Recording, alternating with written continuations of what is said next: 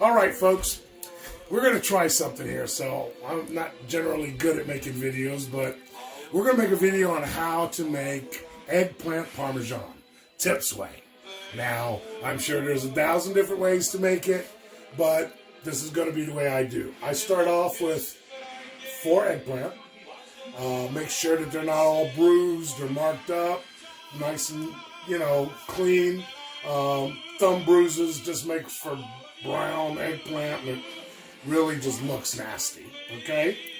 What I do is first of all I take the eggplant. I peel the top off, just like this, just to get it out of the way. And then we're going to peel the eggplant. Now there's 1,000 different ways to peel an eggplant, but I find that the easiest way with a sharp knife is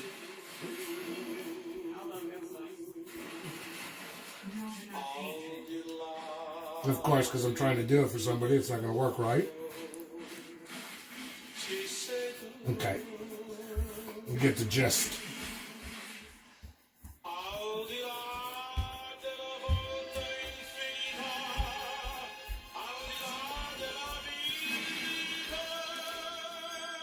Okay, cut it.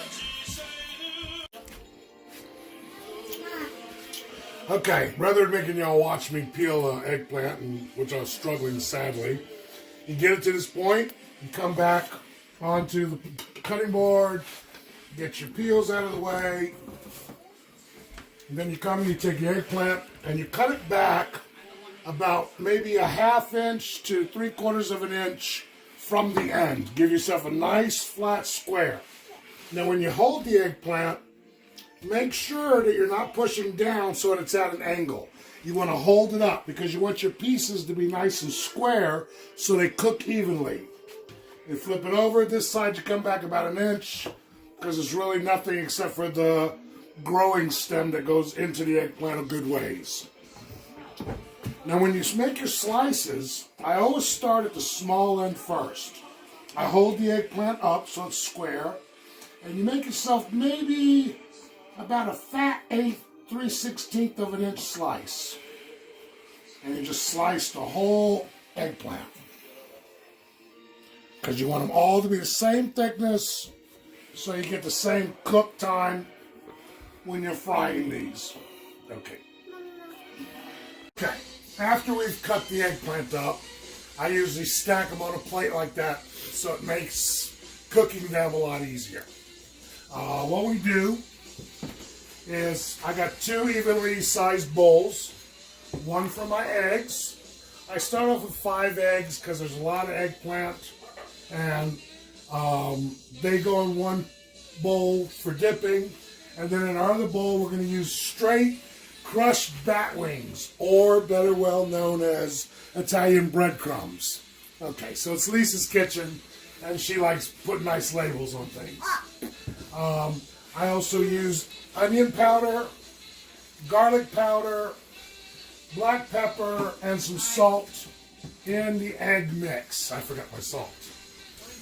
You're also going to need 2 9x13 oven safe Pyrex pans. You're going to need mozzarella. You're going to need provolone. And you're going to need the ragout. Now, generally I use my sauce, but since it's spring and we don't have no tomatoes or any sauce left from last year, I like Bertolli's. To me, it's better than ragu and prego and all that crappy sauce. This is about, I get the tomato and basil, but that's just my preference. I mean, you can use any sauce you want. So just go ahead and we're going to break our eggs. We're going to get them ready, and then we're going to start dipping and frying.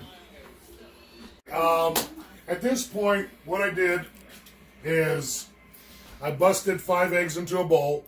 I put my garlic powder, onion powder, salt and pepper, and we're going to mix that up for our eggplant. But while we're doing that, we're going to I use virgin olive oil in a big pan. I don't know what size this is. Ginormous. So for all of you that know pan sizes, you want ginormous. I put probably, I don't know, maybe about a ½ inch of olive oil. Yes, olive oil is a little more expensive. Yes, people say you shouldn't cook with olive oil. But let me tell you what, the taste to the eggplant, it's well worth it. And we don't cook it on a hot heat. We're cooking it on a low heat because we don't want to burn them. We just want them to brown. I also take real butter, and I take 4 tabs, and I put them in the olive oil because I like my olive oil to have a little buttery flavor to it. And then we light the stove, and we get this heating. Now, while that's heating, whoops.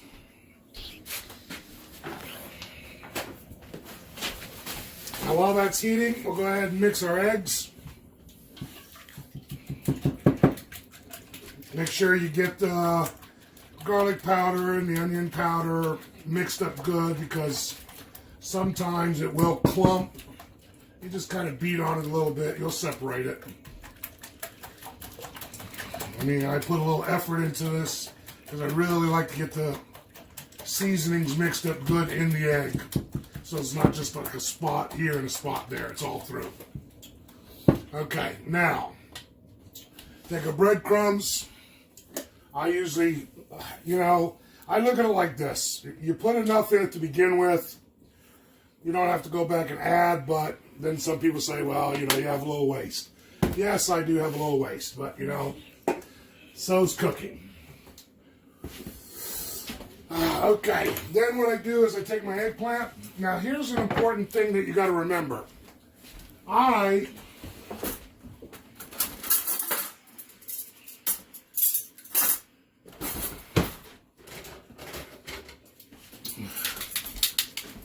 Normally when I'm frying something, I'll use tongs. But with eggplant, you don't really want to use tongs because when you flip it, you'll pull the breading off the eggplant. So I use big, wide forks. Just everyday kitchen fork, for cooking. Then what we do is we'll take the eggplant, and I just throw it in there. And we're not just going to throw a few, we're going to throw a whole bunch. But we're going to kind of coat them, and then we'll kind of stack them to the side of the plate, kind of get it like a pre-soaking.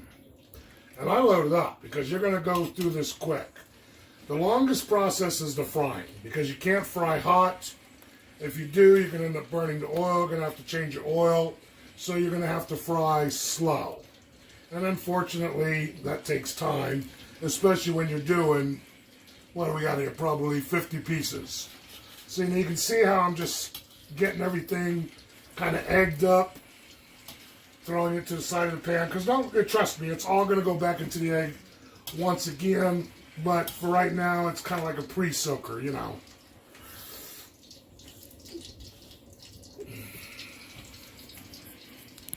You can hear that we've got our oil nice and hot. What I do once it gets hot is I turn it down to about probably 4. You're going to have to regulate the temperature yourself. Okay, now you can see we got our eggplant all kind of like pre-soaking in here. And it's a simple process of taking it, letting it drain off a little bit, and then putting it in your breadcrumbs. Now, I coat the heck out of it. And I use a clean fork, of course. And then, with clean hands, gently, don't want to splash yourself, go ahead and let your slice of eggplant down into the olive oil butter mix.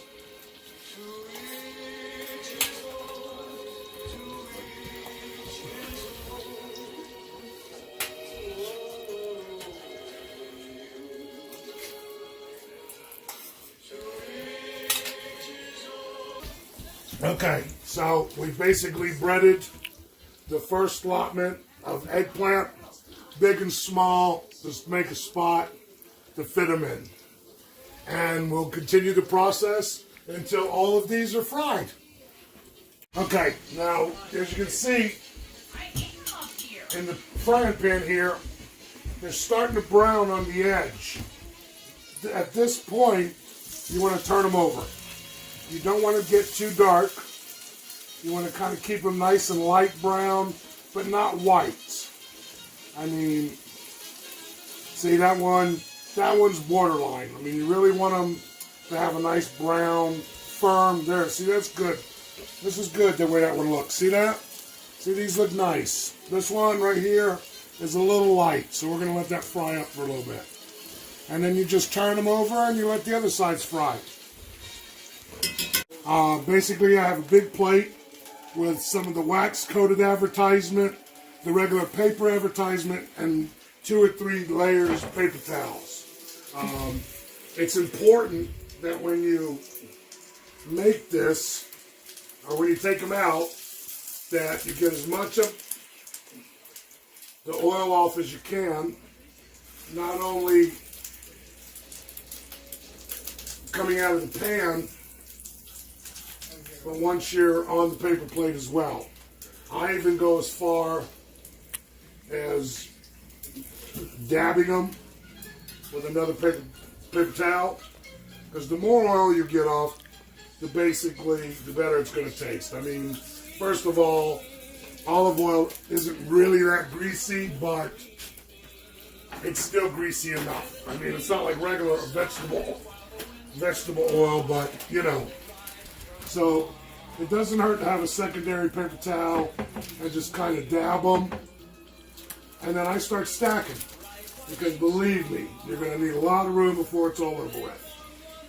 Okay. Okay. We finished frying up all those eggplant pieces. Now, of course, during the frying process, I have had to add more oil because, you know, it burns out. At one point, I even changed my oil because it'll start burning. You know, it's one thing that virgin olive oil will do after it gets so hot for so long, it'll start burning. But, you know, it's worth the effort. Okay, so now we've got our pieces cooked. All the oil has been dabbed off. You can see I've got layer upon layer where I've dabbed them and just put it down. And now we got our 2 pans ready. So what we're going to do is just take some regular Pam or off-brand. Just lightly coat the bottom of the pan, just a little bit. You know, we just want to avoid stickage. Okay, then you're going to take a jar of sauce. Now, I just do a gentle coating on the bottom of the pans. Doesn't sound gentle.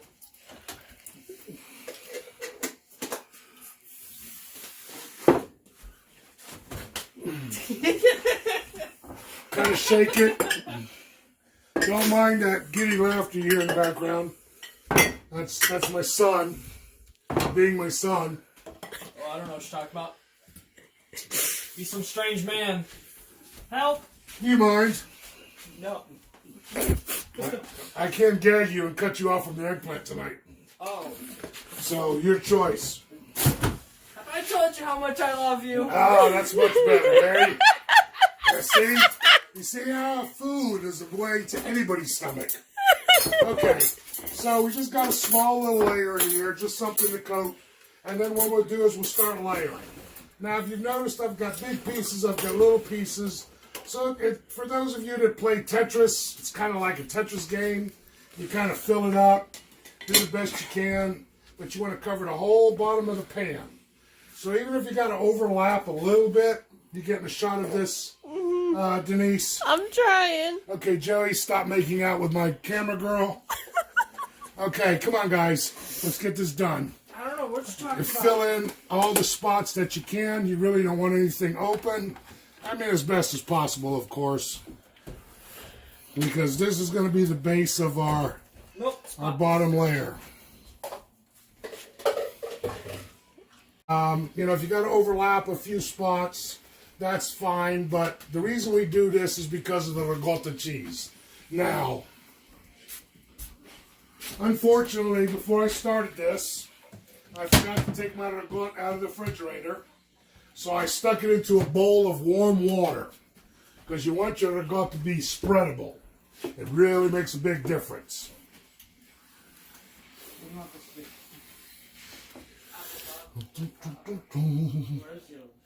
What happened to my music?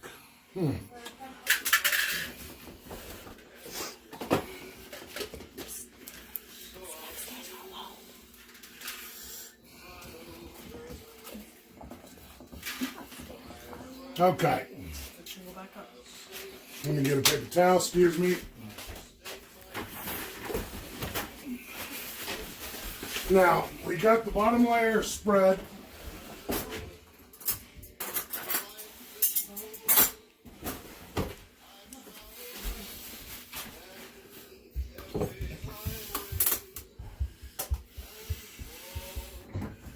Now, the way I do it is I just take it out, dump it kind of sort of in the middle.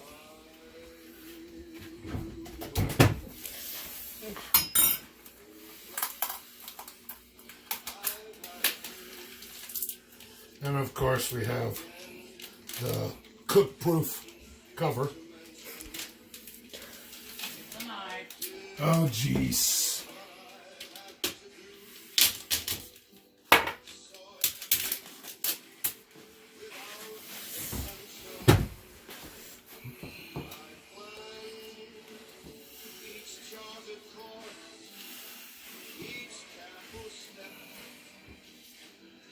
Okay, then just gently try to spread it around. You might have to hold your eggplant in place.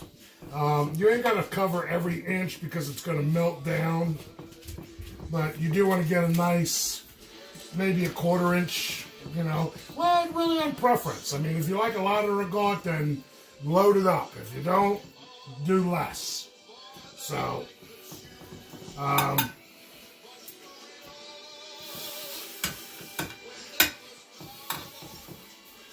okay, we'll do this pot next. Okay, then you do your second layer, kind of offset where you laid the first layers if you can.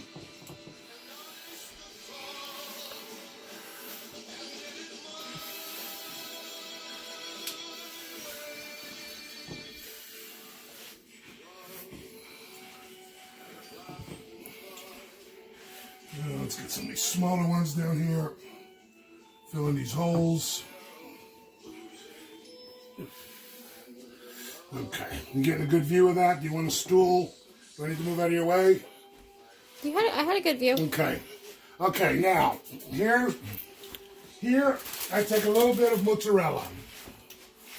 Maybe I should have cut this open before we started this, huh? Probably.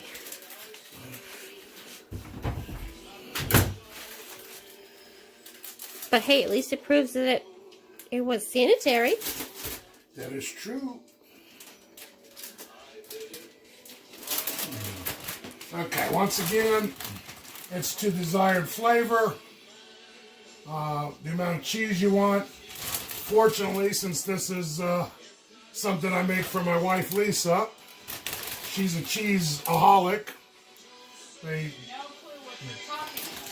You got 2 of them in the house to hold now, Lisa. Yeah. I've heard them contemplating something about IV drips or something, but they didn't think the cheese would be thin enough. Okay, and then you do one more layer on top of the Parmesan. Now, I try to get a good covering with the eggplant because this is our top. You know, I might do it a little bit different than I do the rest of the pan because this is basically going to be like the topping of our sandwich. Okay. And then we take, here's my net, what I do with my napkin. Ay, ay, ay. Okay, now you take a second jar. Now the important thing is here, you don't want to stack too high because you don't want dribble over the side of your pan. I give it a good healthy coat, probably most of the jar, if not all of it.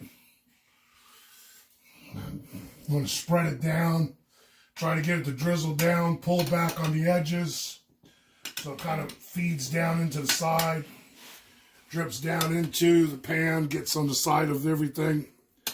And of course, you know, once this heats up, everything will start drizzling. And then what we do at this point in time, we'll do a little bit more right here. I didn't like the way that covered. Okay. Now, once again, like I've said, this is the way I do it. You can find 1,000 different recipes. I'm sure they're all wonderful, but, you know, they're not mine. Now, this is the way my father did it, the way his mother did it, my grandmother. So it doesn't make it right. It just makes it our way. And then, of course, to cap it all off and seal it, I do provolone. So that gives us a 3-cheese eggplant. You got the ragout for the base, the mozzarella for the center, and the provolone to top it off and seal it all in. And then we're going to put this in the oven at 350 degrees and probably cook it about, depending on the oven, 20 to 30 minutes. I mean, you do want to get the cheese nice and melted. You do want the ragout to blend with the rest of the eggplant. And it's important that you tuck everything down on the side because, you know, it's going to kind of make like a spill barrier, I guess, would be the best way to describe it. Okay, we're going to put this in the oven and then we'll see you back in about 30 minutes. Okay, and after 30 minutes in the oven, we have a nice gooey mess of eggplant Parmesan. Now, granted, this was a little bit of work, probably prep time, fry time, every time, probably about 3 hours, 3.5. But, you know, it's worth every ounce of it. It's for Lisa. So, that's how Tip makes his eggplant Parmesan. I hope you've enjoyed this video as much as I've enjoyed making it, even with all the extra characteristics that were in the background. I hope you all have a happy Mother's Day. And from Tip and Lisa, all our love, brightest blessings. Okay, I'm going to cut this.